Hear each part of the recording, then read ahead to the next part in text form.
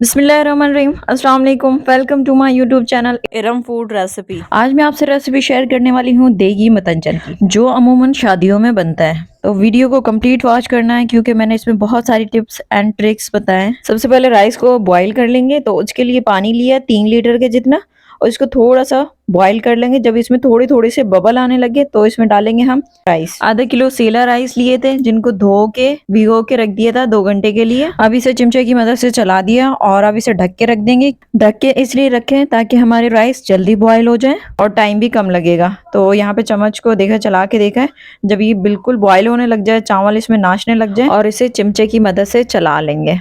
यहाँ पे तकरीबन 7 से 8 मिनट हो गए थे इसी तरीके से बॉईल करते हुए। ये देखें 90% तक हमने राइस को बॉईल करना है, क्योंकि चीनी का जो शीरा होता है उसमें मजीद उसमें पकता नहीं है। बहुत से लोग बोलते हैं कि 50% तक राइस को बॉईल करना चाहिए। अगर आप 50% करते हैं तो वो बाद में कच्चा रह जाता है। इसके बाद चावलों को छान लिया मैंने। अब एक अलग पैन लिया है, इसमें आधा कप ऑयल डाला है, आप चाहें तो घी भी डाल सकते हैं। अब इसमें 3 अदद छोटी इलायची और 3 अदद लौंग डालिए। इनको थोड़ा सा फ्राई करेंगे कि इनकी खुशबू आने लग जाए। अब इसमें बादाम डालें और खोपरा बारीक कटा हुआ डाला है। इसके बाद 1 कप के जितना दूध डाल रही हूँ इसमें मैं। अच्छा, यहाँ पे टिप ये है कि जो लोग कहते हैं कि हमारा इसमें दूध फट जाता है, वो इस वजह से फटता है कि आप इसमें किशमिश डाल दें, वो आप एंड पे डालिएगा। और यहाँ पे आधा किलो चीनी डालिए, क्योंकि आधा किलो ही चावल लिए थे और आधा किलो ही चीनी लिए। ये बिल्कुल परफेक्ट है इसके हिसाब से। तो आप चाहें तो थोड़ा कम भी डाल सकते हैं। अब इसको शीरा बना लेंगे, इसको अच्छी तरीके से पका लें। ये देखें बबल आने लग गए और ये हमारी चीनी भी बिल्कुल डिजॉल्व हो गई है इसमें। अब इसमें डाल देंगे राइस जो हमने बॉईल करके रखे थे। बेसिकली जो मतंजन है ये रॉयल किचन की डिश है, जैसे मुगल एम्पायर शाहजहां की फरमाइश पे बनाया जाता था। बट जो ओरिजिनल रेसिपी है उसमें गोश्त भी डलता है, लेकिन आजकल जो बनाया जाता है शादियों में, इसमें अब गोश्त नहीं डलता है। इसमें बिल्कुल इसे सिंपल तरीके से बनाया जाता है। तो वही रेसिपी मैं आपसे शेयर कर रही हूँ। चावलों को डाल दिया और ये चमचे से हल्के हाथों से आपने इसे चलाना है। ये देखें इसमें अभी भी शीरा नजर आ रहा है, इसको हमने खुश्क करना है। अब इसका तकरीबन 70% तक हमने इसका जो शीरा नज़र आ रहा है ये हमने खुश्क करना है। एहतियात रखना है कि आपने यहाँ चमचा ज़्यादा नहीं चलाना है और इसे अब ढक के पकाएंगे। तकरीबन 5 मिनट के लिए पकाया इसको। आपने फ्लेम यहाँ पे मीडियम टू हाई रखनी है।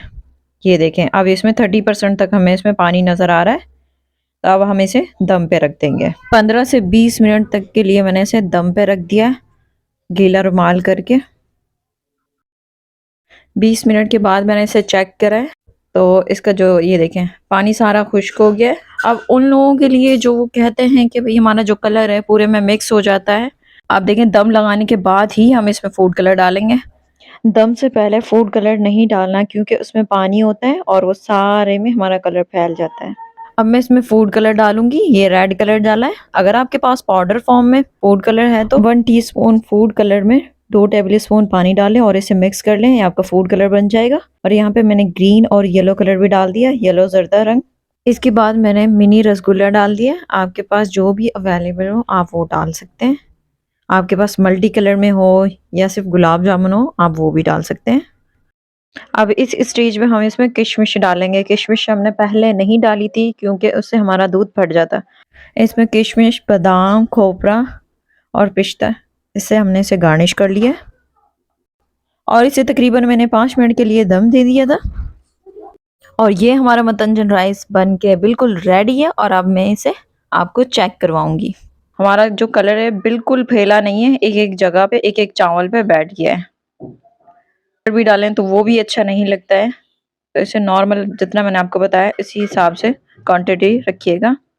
और अगर आपको मेरी वीडियो पसंद आई हो तो इसे लाइक कर दीजिए। और अगर आप मेरे चैनल पर न्यू हैं तो मेरे चैनल को सब्सक्राइब भी कर दें। साथ में दिए गए बेल आइकन को भी प्रेस कर दें ताकि आपको मेरी वीडियो की हर अपडेट सबसे पहले मिल सके। चावल बिल्कुल अलग-अलग है, खिला-खिला बना है और इसका कलर बिल्कुल परफेक्ट आया है जिस तरह हमें चाहिए। और अब मैं आपको इसको सर्व करके दिखाऊंगी। ये देखें एक एक चावल बिल्कुल अलग-अलग और परफेक्ट कलर नज़र आ रहा है। आप इस रेसिपी को ज़रूर ट्राई कीजिएगा। और आप चाहें तो मुझे इंस्टाग्राम पे भी फॉलो कर सकते हैं, वहाँ मुझसे अपनी फूड पिक शेयर कर सकते हैं। Thanks for watching. अल्लाह हाफिज़।